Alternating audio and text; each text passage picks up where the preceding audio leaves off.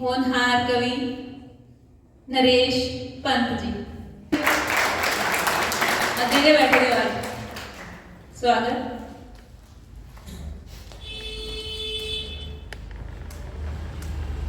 शुक्रिया। आज संगा पाड़िए के दोहे इंदा चरखन लगा संगे ध्यान करो आज पूरे करना होगा ठीक कांचा खुले रख रहे हैं पर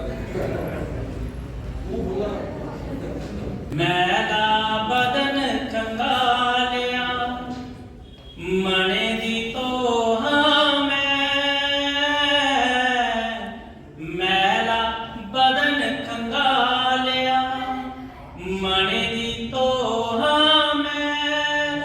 अंदरे बारे साफ जे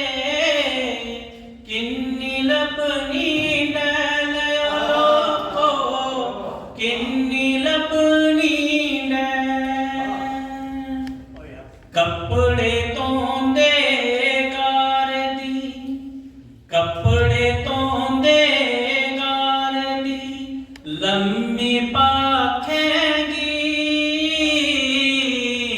कपड़े धोंदे गार दी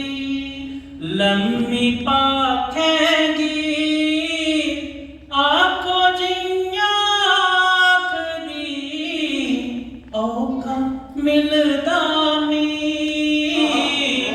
औखा मिलदा मी धोनी मणे दी मैल धोनी मणे दी मैल तुंदा रिया धोनी मणे दी मैल तुंदा रिया नीत नी बदली बिंद भी रिया बदलदा चीरिया को रिया बदलदा शुक्रिया। फंडी फंडी तूड़ में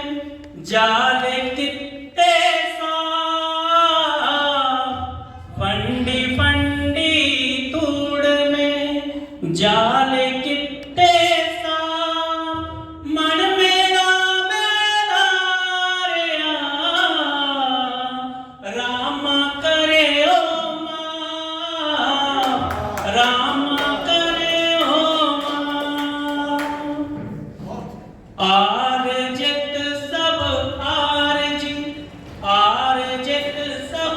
आर जी पक्की रखनी में आर जित सब आर जी पक्की रखनी में चल दे दोस्ता लपी जा